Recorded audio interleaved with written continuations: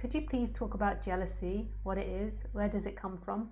I can see that when it arises and starts bothering me, but don't know what to do with it except watching. Especially when it comes to my partner, it grows and grows. I think that jealousy is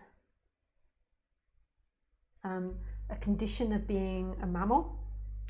The reason that I say that is from my investigations in the mammal world. I noticed that other animals experience jealousy too.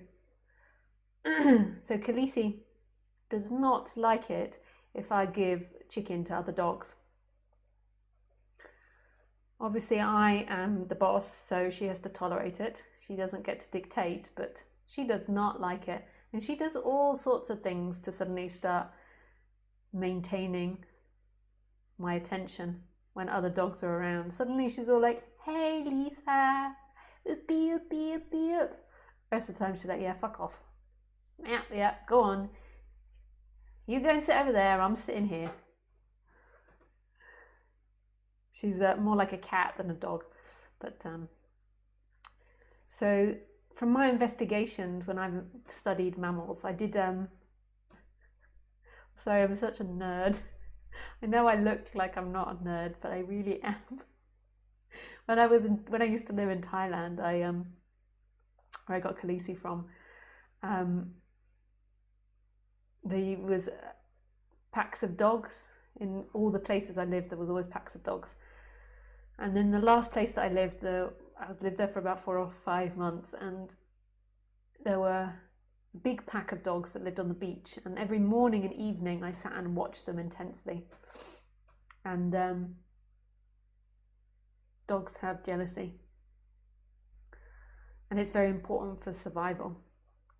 The dogs didn't have jealousy, so when Khaleesi came into the pack, straight away all the females told her exactly what position she was in. And then if Khaleesi tried to sneak up to the head male dog, these girls were not having any of it. I mean, they were like, So jealousy is part of being a mammal. The thing that can happen is your brain can get stuck on it, and then it produces emotional discomfort, and your brain gets stuck on it dependent on your relationship, more than likely with your papa.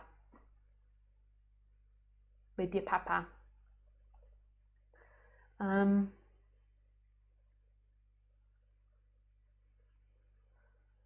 always talk about myself because I'm trying to give examples for people to understand things. I always feel like I'm exposing and talking about myself so much. So let me try and say this without talking about myself. And maybe you can imagine that I'm not talking about me.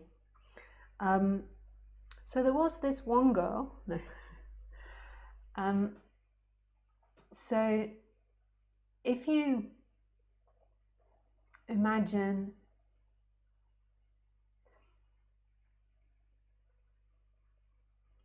jealousy isn't simple because there's lots of other things involved. Because jealousy is a very natural feeling, and it's actually very sexual. If you really experience jealousy, it's a very sexual feeling.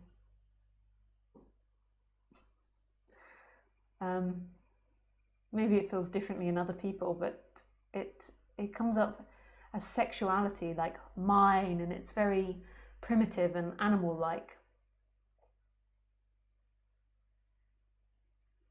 And if you aren't identified to it and not embarrassed, like, I can't let him see that I think that he's mine, and all these layers on top of it, then it gets heavy. But if you really embrace it, it's very sexual and empowering. That very raw feeling of jealousy. But then you've got other dynamics on top of it, because then you've got the trust issue as to whether you trust your partner. And this is very instinctual.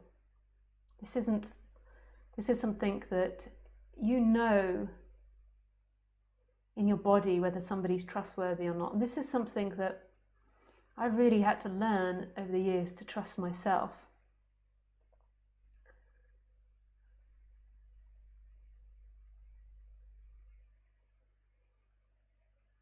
Thing is so you know if somebody's trustworthy or not, and somebody might be trustworthy sometimes and then less trustworthy. So you've got that layer into it, which makes it complicated. And then you've got maybe past traumas where your trust has been broken before and you're reading the signals wrong of your partner.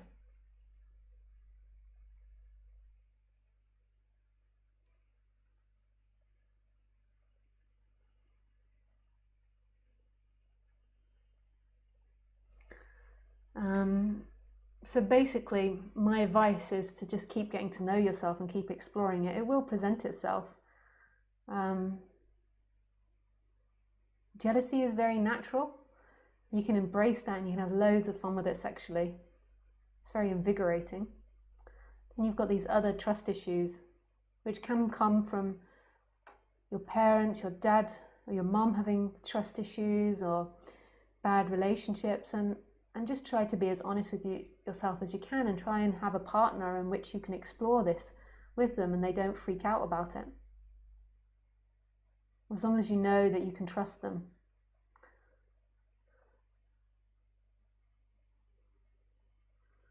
Because don't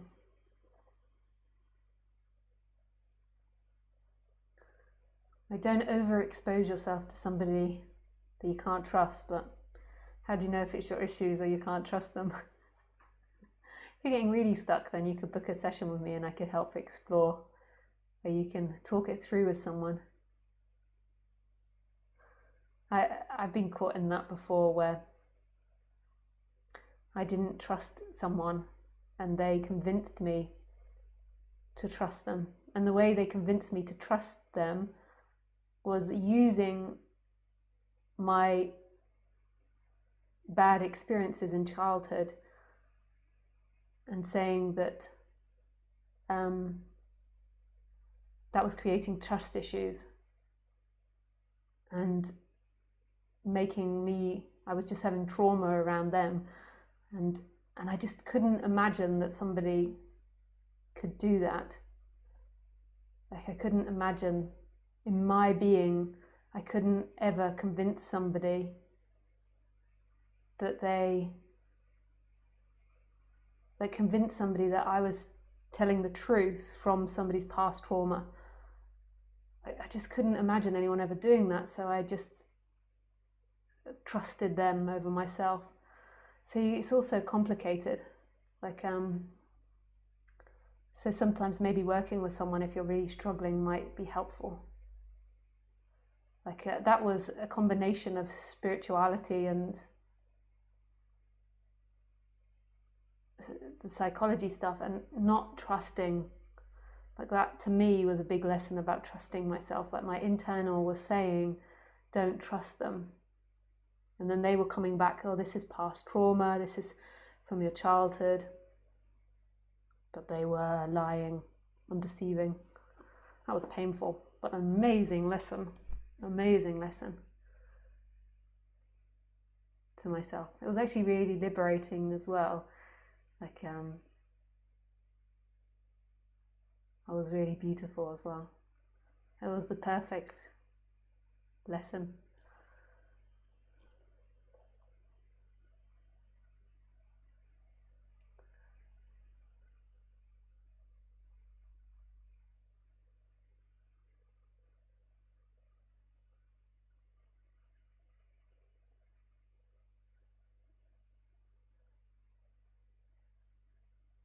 And that happened after my big awakening. So if any of you are in any stories about the perfect human being, I can eradicate it with that story. I got, so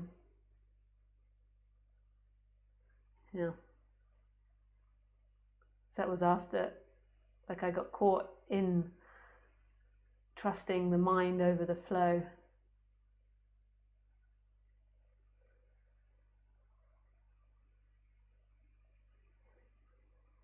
It was a very nice experience. It really It really had an effect on me, on my character, on my personality. Because when you've had, so you can relate to this, so when you've had trauma in your childhood, like one of the things is that normally somebody has broken your trust, and then what happens is not only do you have problems trusting other people, but primarily you have problems trusting yourself.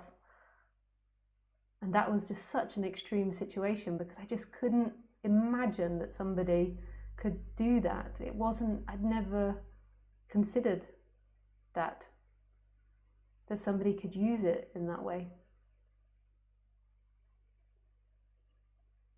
And it doesn't mean that person was bad, not at all. They were just firing off from their conditioning. There's no good or bad.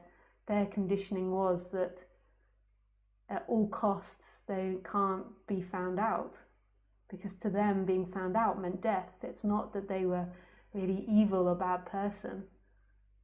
It just was that being found out was the worst possible scenario for them. It's amazing, all these human dynamics. And I knew, internally I knew, because, and the way you know how to trust yourself is that it feels expansive. Like I just knew it was like relaxing, but I just couldn't, I couldn't in my head accept that somebody could lie in that way. But in my belly I just knew, and when I thought about it, it just felt right. Like it felt right. And it felt wrong to think, like it felt expansive, even though it's not very nice to think somebody's lying. It felt right. It was relaxing when I thought about it. But if you're getting confused, it's best to work with somebody so you can book a session, because it's also, it's delicate because of past conditioning as well. And humans are complicated, like our relationships together are complicated.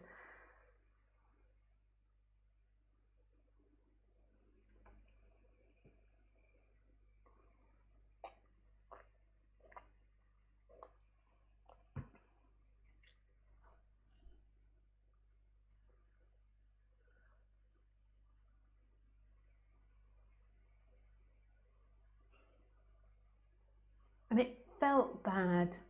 When they convinced me out of it, it felt wrong in my body. But my mind just couldn't piece that together.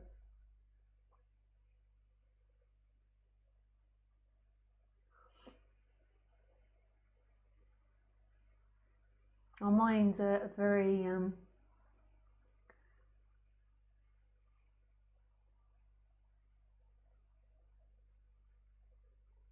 good at overlooking things, or not looking at things, or overthinking something, or putting particular stories on, dependent on our past experiences, which is what they're meant to do. So this is why conditioning can never totally leave. Like, we're meant to be like that. We're meant to compare past experiences to present, but there's also this other part of us, this other expansive part to us that knows that it's not to do with the mind. It's not to do with what happened in the past. When you invest too much in the mind, then it's just constant past, future, past, future, past, future, and it becomes negative, because the mind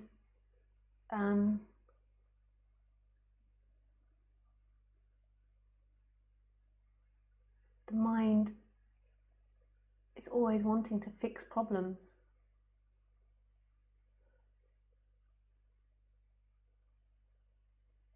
So it's always looking for problems, so it just becomes more and more negative. Whereas this other way is expansive.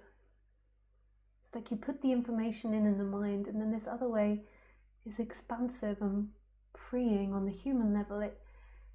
It's a different way on the human level of being. It's beautiful. And yeah, you're going to trip over and fall, but that's life. That's what happens in life.